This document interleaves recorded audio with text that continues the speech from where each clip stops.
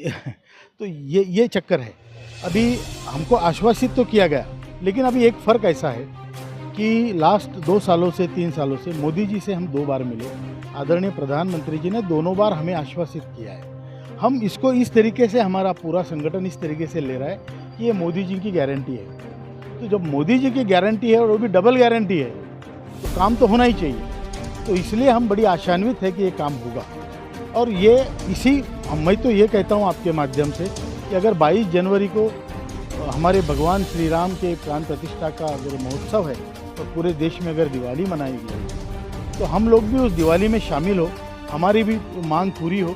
7,500 महंगाई भत्ता कोई बड़ी मांग नहीं है और मेडिकल फैसिलिटी है, तो ये अगर हम करें तो हम भी उसमें शामिल हो सकते हैं। इनका अपना पैसा है, वो पैसा कोई भीख नहीं मांग रहे। उनका पेंशन सरकार नहीं दे रही है, पीछे उनके हक, उनके पैसे को मार रहे हैं। वो लोग जो है वृद्धाश्रम में जाने के लिए विवश है, वृद्धाश्रम में भी जगह नहीं मिल रही है।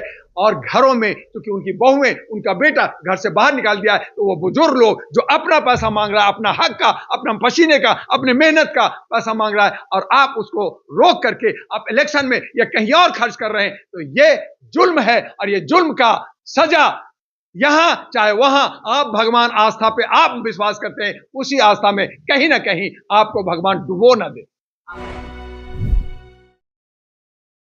जर्नलिस्ट महोदय, ईपीएस 95 जिसका नेतृत्व जो है कमांडर अशोक रावत, जो हमारे दोस्त हैं, कई बार हम लोग जंतर मंतर पे और बात किए, फोन पे बात किए, हम उनके साथ दे रहे हैं। जो 80 साल से ऊपर के बुढ़े बुजुर्ग हो गए हैं, जिनका पेंशन, जिनका अपना पैसा है, वो पैसा कोई भीख नहीं मांग रहे, उनका पेंशन सरकार नहीं दे रही है। पिछले 8-10 साल से ये गुहार कर रहे हैं। प्रधानमंत्री से 2 बार मिले, हेमा मालिनी आकर करके उनका जो है सपोर्ट किया और कहा कि इनको पेंशन मिलना चाहिए। लगातार मिनिस्ट्री जो है नीति आयोग है, लेबर मिनिस्ट्री है, फाइनेंस मिनिस्ट्री है, मीटिंग में मीटिंग कर रहे हैं। पिछले कल और परसों भी मीटिंग इनकी हुई, लेकिन ये ढाक के 3 बात हैं। ये सिर्फ आश्वासन दे रहे हैं, हम देख रहे हैं, हम सोच रहे हैं, आपका हक मिलेगा, आपको अधिकार मिलेगा, लेकिन ये अधिकार नहीं देना चाहते। सबको उलझा रखा है। जैसे महिला विधेयक लाया, उलझा दिया, किसान का विधेयक कानून बनाए, उलझा दिया,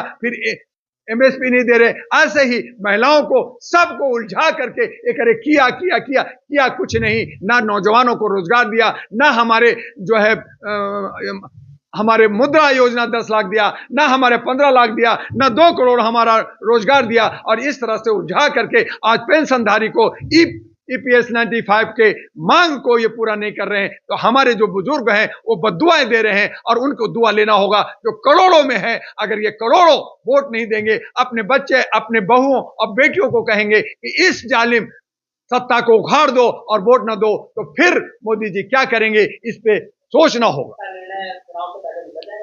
करना पड़ेगा। जब ये एक एक वोट के लिए, मैं अभी मेरे रात में फोन आया अरुणाचल प्रदेश से कि वहां पे 2, एक साउथ और एक नॉर्थ का 2 सीट है मेंबर ऑफ पार्लियामेंट का, उसके लिए करोड़ों रुपया सत्ता पक्ष खर्च कर रही है। आज बहुत सारे इलाके में वो जो है अपना एक सीट लेके लिए कर रही है। अगर ये करोड़ों लोग वोट नहीं देंगे और लोग जो है आगे खड़ा होंगे, तो इनका क्या दुर्दशा होगी। ये कह रहे हैं 400 पार, लेकिन कहीं ऐसा ना हो कि 100 से भी पार ना हो। और उसके लिए डॉक्टर दुआ ने अहरा नेशनल पार्टी को लेकर के मैदान में उतर रहा है। देखते हैं ये 400 पार होते हैं या 4 में सिमट जाते हैं, ये डुगडुगी बजेगी। जरूर रिजल्ट निकलेगा, नहीं निकलेगा तो वो जो हमारे, जिसका आपने मान सम्मान करते हैं, बुजुर्गों का सम्मान मिलना चाहिए, और आप उसको मार रहे हैं। आप शमशान घाट और कब्रिस्तान में पहुंचा रहे हैं। आप यही चाहते हैं कि एक तरफ सम्मान चाहिए, आशीर्वाद चाहिए, और दूसरी तरफ आप शमशान घाट और कब्रिस्तान में पहुंचा रहे हैं। उनके हक, उनके पैसे को मार रहे हैं। वो लोग जो है वृद्धाश्रम में जाने के लिए विवश है, वृद्धाश्रम में भी जगह नहीं मिल रही है। और घरों में क्योंकि उनकी बहुएं, उनका बेटा घर से बाहर निकाल दिया है, तो वो बुजुर्ग लोग जो अपना पैसा मांग रहा है, अपना हक का, अपना पसीने का, अपने मेहनत का पैसा मांग रहा है, और आप उसको रोक करके आप इलेक्शन में या कहीं और खर्च कर रहे हैं, तो ये जुल्म है। और ये जुल्म का सजा यहां चाहे वहां, आप भगवान आस्था पे आप विश्वास करते हैं, उसी आस्था में कहीं ना कहीं आपको भगवान डुबो ना दे। आपको कहीं ना कहीं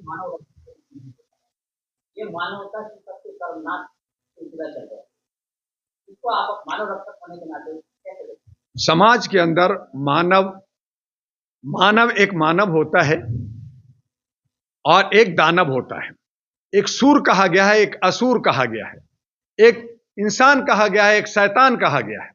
तो जो कृतियां गलत करते हैं उनको असुर कहते हैं, उसको शैतान कहते हैं।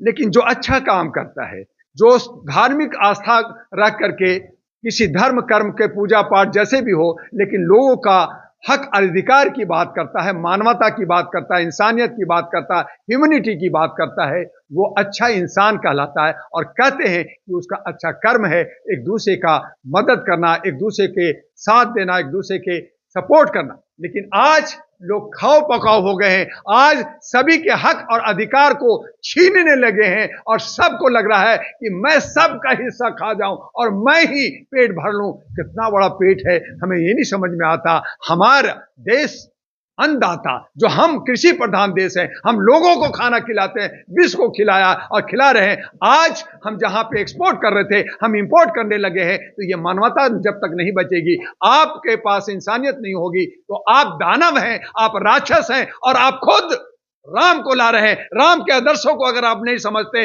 आपने एक तालाब के अंदर गाय भैंस चूहा बिल्ली सब पानी पिया, आप पीने के लिए तैयार नहीं है, आप नफरत और नफरत का बीज बो रहे हैं। तो आप राम नहीं ला रहे, आप ढोंग कर रहे हैं और आप रावण खुद बन रहे हैं। तो मैं तो इंतजार कर रहा हूं, ए राम जी, जिसका आप प्राण प्रतिष्ठा हुआ, जल्दी जल्दी बड़ा हो जाओ और आपकी कहीं सीता का भी प्राण प्रतिष्ठा करना हो तो दुआ करेगा और फिर ये रावण का वध होगा। आने दो दशहरा, और दशहरा के दिन में हम पूछेंगे कि कहां है रावण, मारो इसको सारे तीर से। तब उस दिन समझ में आएगा कि हाय मैंने गलती किया या अच्छा किया। तो ये सब राक्षस लोग अपने को नहीं देख रहे, अपने गिरमा को नहीं देख रहे, अपनी मौत को नहीं देख रहे, और ये